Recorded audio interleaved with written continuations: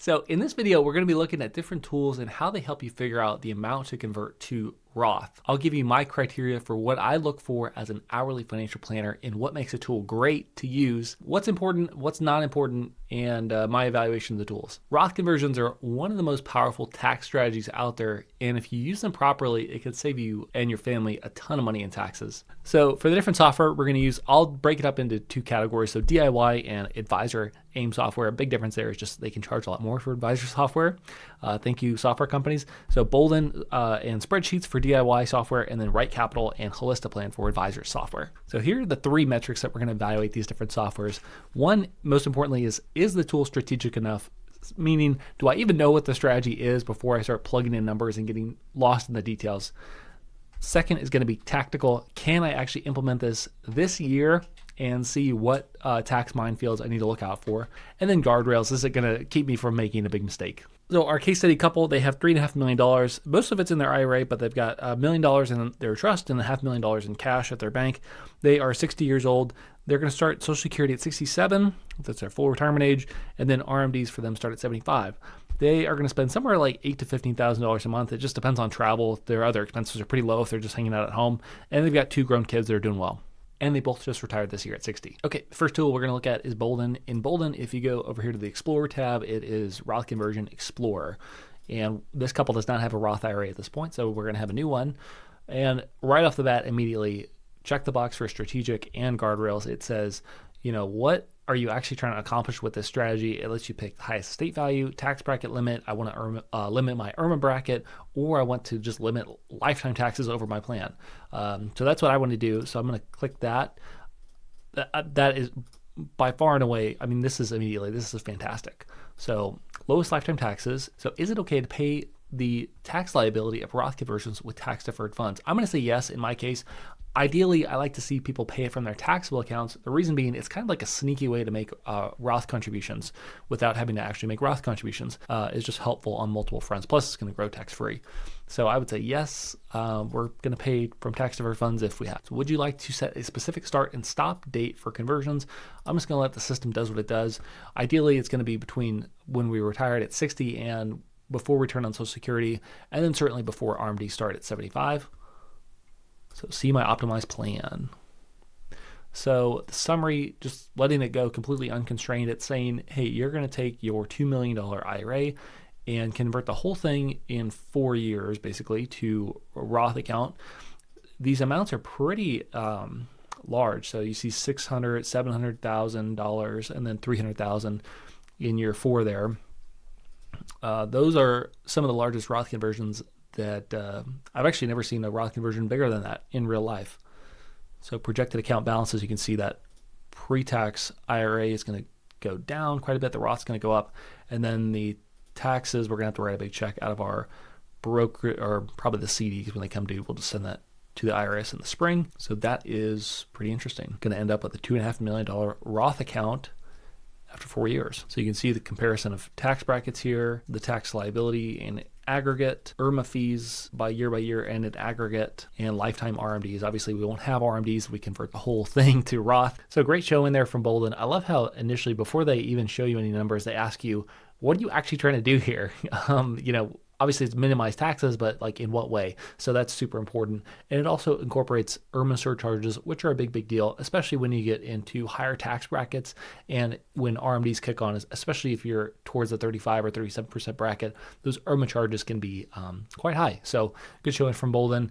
I would say, I think most people looking at that tool before converting $2 million in an IRA, you probably want to talk to a CPA or an advisor, because that would be like writing a $200,000 or $300,000 check to the IRS for your Roth conversion. So I think, anyone's just going to double check that. So the guardrails, I would say, probably in place there with Boldin. So great job from them. Next up is Spreadsheets. I cannot recommend the use of Spreadsheets in isolation. A few reasons for that. One, super easy to make a mistake, and it's actually difficult to find once you make them. These spreadsheets tend to be a few tabs and pretty dense, so if you do have an error and you don't have anyone else look it over, it's easy for that error just to get lost and for that to be incorporated in your data and for you to never know. Two, there are a lot of moving pieces, what inflation rates, how our tax rate's going to change. You have to build all that and make assumptions yourself.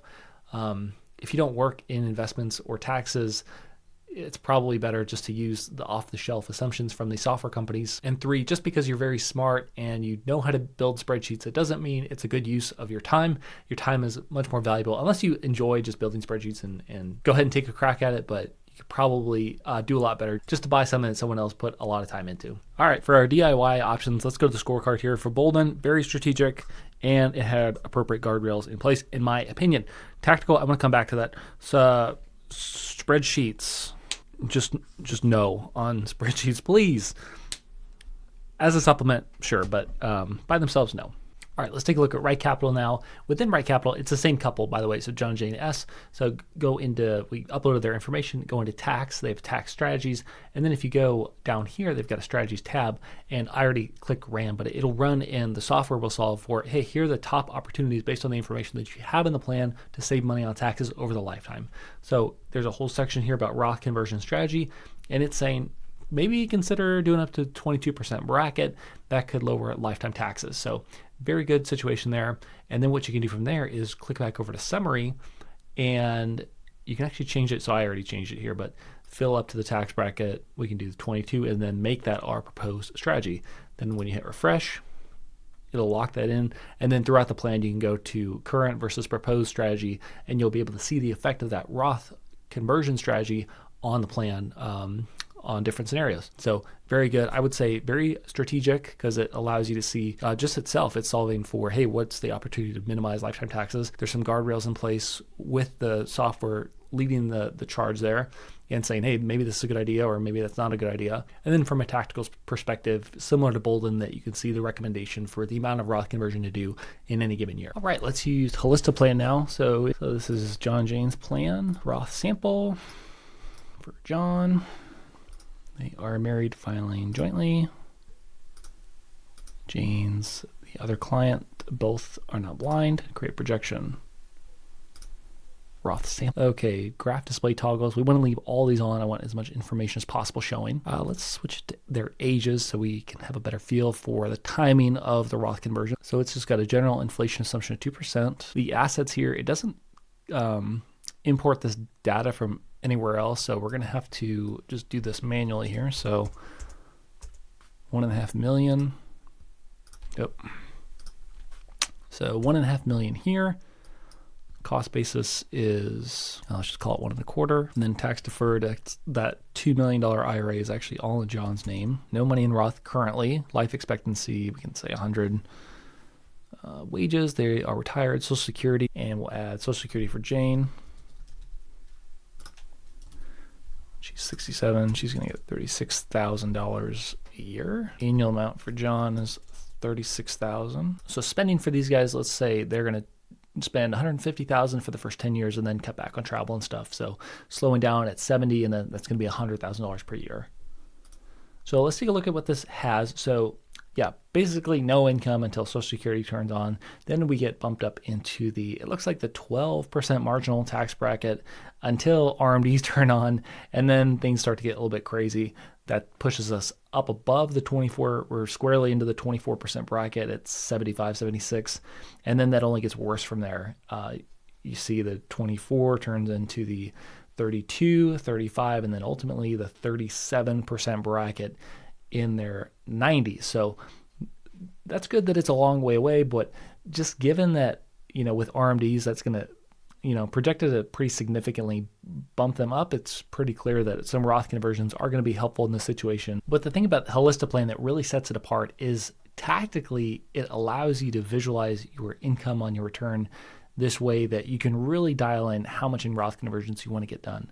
So you're able to see the breakpoints for your tax brackets, and you're also able to see phase in and outs for certain credits and deductions. So that helps you avoid those critical, like tax torpedoes or tax cliffs that everyone talks about, where if you go $1 over, then your marginal bracket is going to be like infinity. And we don't want to ever do that. So you either want to stop short of those or just continue all the way through to the end of that cliff or whatever. So this is where it's super helpful to be able to get that granular of information, and where I think Holistiplan really excels. All right, everyone, there you have it. I think all these tools, except for spreadsheets, are going to be a great way to go about trying to plan your Roth conversion strategy for your retirement as a DIY investor, Holistiplan really sets itself apart as a great way to get an exact dollar amount for what you want to do for Roth conversion in a specific year. But everything is great. Hope that's helpful. Let me know what software you use to do Roth conversion analysis for your retirement plan, and like and subscribe for more retirement planning content. We'll see you later.